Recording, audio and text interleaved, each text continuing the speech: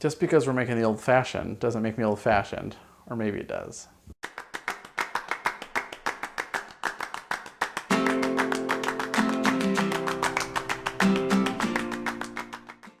In this episode, we're going to be making the old-fashioned cocktail. It's one of my absolute favorite cocktails to make. One, because it's very simple and it tastes delicious.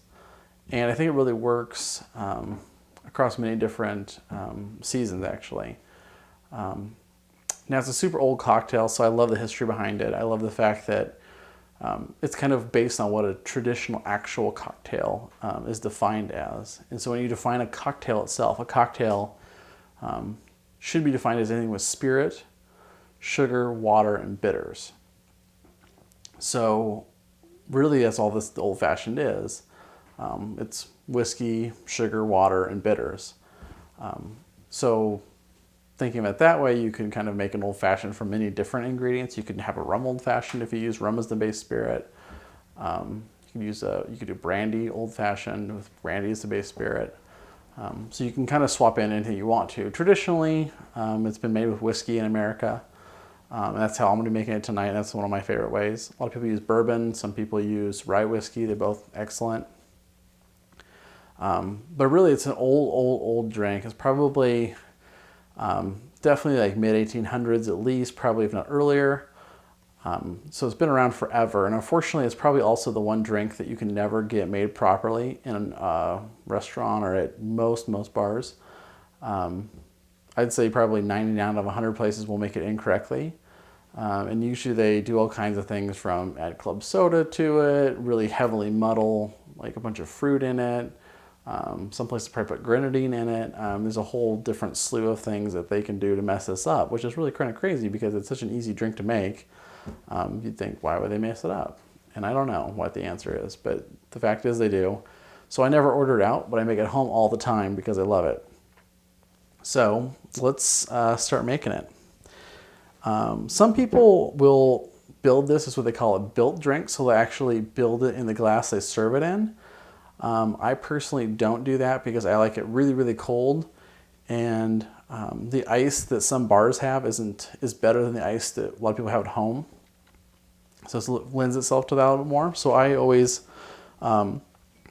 mix it first before I add it to my serving glass. Now, for this, I'm using a bourbon.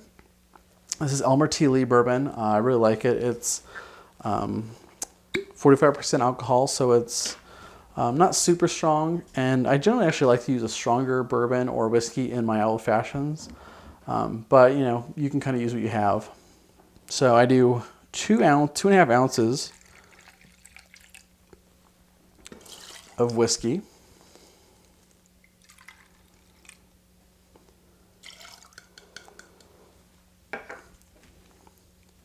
So that's the spirit part of the cocktail formula for this drink. Then I add, so this is simple syrup that I'm adding. So this is really simple syrup. It's just equal parts water and sugar. At the simple level, some people do rich simple syrup or they'll do a little bit more sugar than water. You can kind of make what you like. So this is combining the sugar and water in advance rather than adding it separately now. And I do about 1/4 ounce of this. I don't like mine super sweet. Just a little bit of sweetness to it.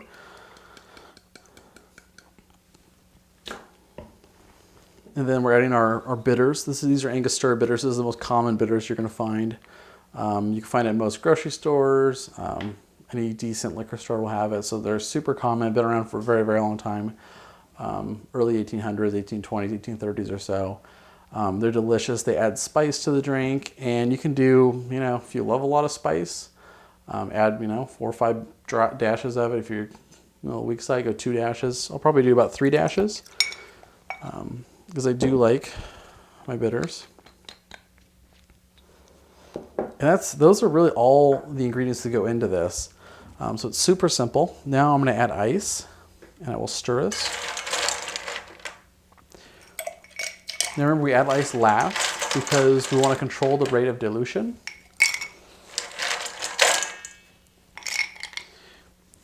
And we do not want it to start diluting as we add in our ingredients, so we always add it last. And because all of our ingredients are clear, we stir this cocktail.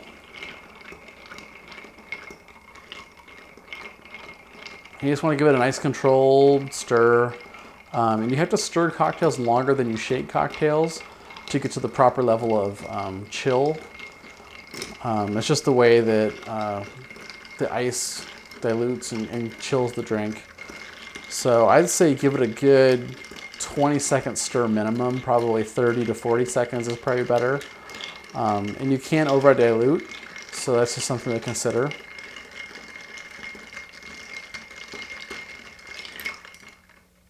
Sometimes what I'll do is I'll just put a little bit on my hand. Check it out. See if it's properly diluted.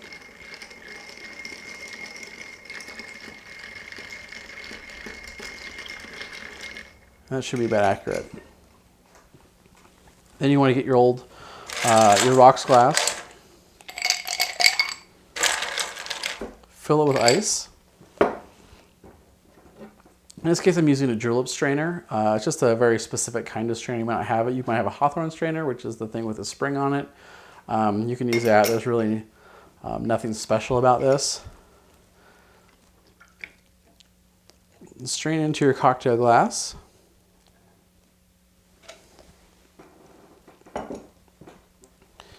Now, some people really go to town. A lot of times you'll see them put a whole slice of orange in these things, or cherries.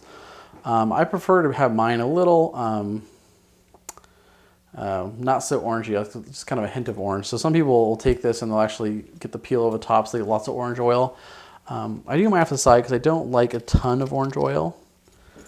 I like a little bit. So then all you do is just get a little peel, a little squirt, once around just to get the oils off there, and then just drop it in for garnish. And that's really simple to make. This should not be difficult.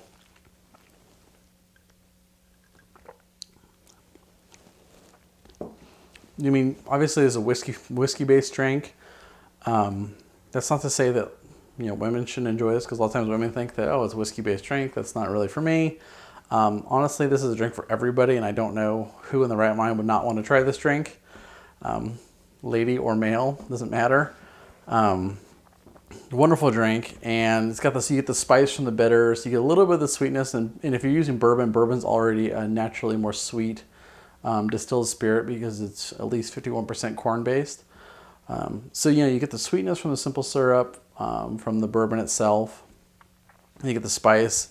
It's a great drink in the winter months from the spice, and then also in the summer months, I think it'll work really well too, because you put on the ice. You can kind of sip it over a long period of time, let the dilution kick in, kind of lengthen the drink a bit.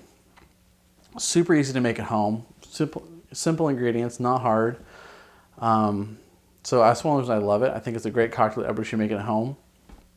So what I want to know is, when you're at a restaurant, you've been served an old-fashioned or at a bar, what's the worst that they have mangled it? Has it been served with club soda in it? Has it been served with grenadine? Do they put all kinds of garnishes in it? So yeah, I think it's really interesting to find out how people are actually making this out there. And this is a drink I think you can make at home. I think if you make it this way, you'll be surprised by its simplicity and its deliciousness.